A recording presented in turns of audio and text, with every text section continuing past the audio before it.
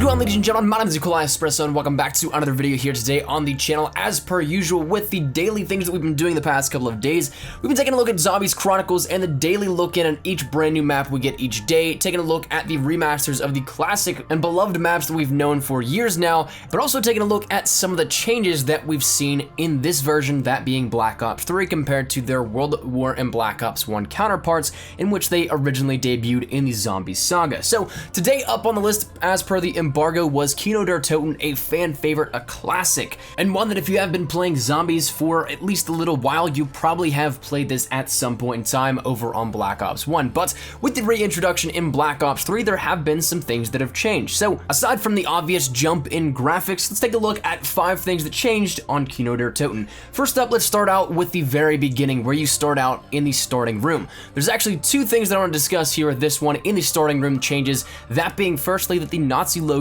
are removed. That is something you'll notice almost immediately. Instead, there is still the traditional Wehrmacht symbology and icons hidden throughout the map, that including the eagle without the Nazi logo and also the Iron Cross denoted as we saw such say in Der Eisendrache, but from say maybe keeping historical accuracy and just changing this up from the original. A lot of people are pretty upset about this, and I can understand why, but the reasoning from a development standpoint is so that they don't have to completely remake another separate version of the game so that it can also sell in Germany. If this were to include the classic symbology that we saw not only in Black Ops 1 and in World at War, but also just to stay historically accurate, they wouldn't be able to play any of the such designations with it in it. So, like it or not, that's kind of where we're at here with it. But the second change up on the starting room that I want to talk about, actually still denoted under the number 1 change on this list, is that the walls are much different. If you take a look at Black Ops 1, it's a rather bare, just regular theater. But if you take a look at the starting room and the walls in Black Ops 3,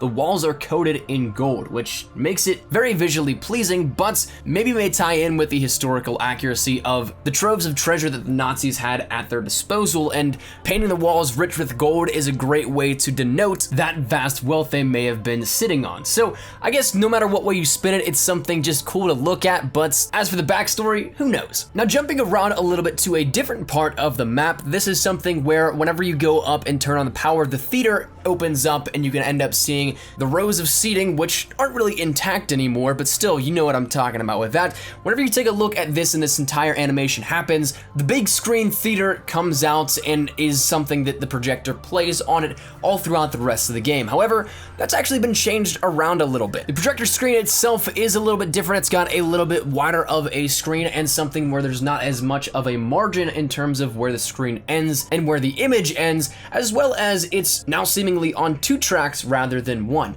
Additionally though, on the stage, it looks like the props have been changed around a little bit more to denote a more lively building and house. But moving right along to the teleporter aspects of Kino Der Toten, I love these changes. I think they're super awesome, and it's one that immediately right off the bat you might notice, but in the starting room, whenever you start up the game immediately, you might be able to notice this one. But the teleporter has some different animations on the pads. The animations overall are a little more intricate than that of in Black Ops 1, but the coolest part, I think, is when you actually teleport. The animation itself is completely different than what we saw back in Black Ops 1 as well.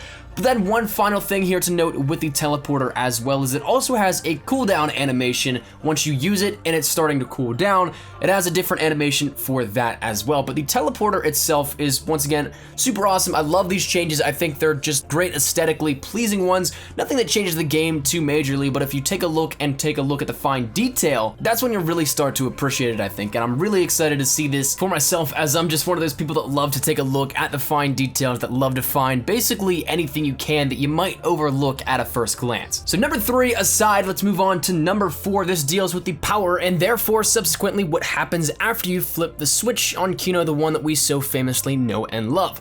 Previously, whenever you would go turn on the power within Kino, the curtains would go to the side. They'd pull off to the side as such, but instead in the Black Ops 3 remastered version of Kino Der Toten, instead of them going to the side, the curtain goes up from what we're told, apparently pulled directly from the man himself, codenamed Pizza. This is something that is just, once again, a little aesthetic change and something that not many people may care about or anything like that, and it certainly does not change the way the gameplay is presented in terms of how you need to play the game and how you need to approach something, but it is something that you might notice that the first time you spawn in and go and turn the power on in Kino Der Toten this coming Tuesday. So once again, nothing major, but it's something that you probably will pick up on once you go in and play this for yourself. So I figured let's throw it in the mix for this 5 things that changed. But the 5th and final change here for this episode regarding Kino Der Toten is the fact that the Wonder Fizz machine is making a return in Kino Der Toten. Once again, we're taking this later conceived idea and bringing it back to an earlier map that we now see within Black Ops 3. So once again, as I think we've mentioned once before, maybe twice in some of the previous episodes, I can't remember, but the Wonder Fizz once again created in Origins in Black Ops 2 and then brought up into Black Ops 3 within the other maps there within. This is now then taking the maps that came earlier that predated that of the Wonder Fizz creation and then bringing it now back up to speed and putting the Wonder Fizz here within it. I think it's a great idea. I think that the Wonder Fizz was a super awesome idea that really tests your luck in terms of, say, random perk spawns and things like that, but also it's a great way to maybe score a perk for much cheaper. So as you guys know, the Wonder Fizz is 1,500 points and some perks cost more than that. So the majority of the time, I believe even, you end up getting a discount on the perk. Whether or not you want that perk, that's really up to you and whatever preference you have in playstyle, but the Wonder Fizz, I think, is a great addition to the game, and I'm looking forward to seeing it here now in Kino Der Toten. But that is going to wrap up the 5 things that changed with Kino Der Toten here within Black Ops 3, revisiting it from Black Ops 1, taking a look at the changes from Black Ops 1 to Black Ops 3, and all that good stuff. But as always, hopefully you guys did enjoy, and if you guys did, make sure you drop a like down below. Shows me not only that you guys enjoy the series, but you guys are also hyped for Zombies Chronicles coming out this Tuesday for PlayStation 4 users and then 30 days later for Xbox One and PC users. But I'm super stoked. Hopefully you guys are as well. I'm so ready for this, and if you guys are also ready as well, make sure you guys subscribe so you don't miss a beat here with the rest of the episodes of the 5 things that changed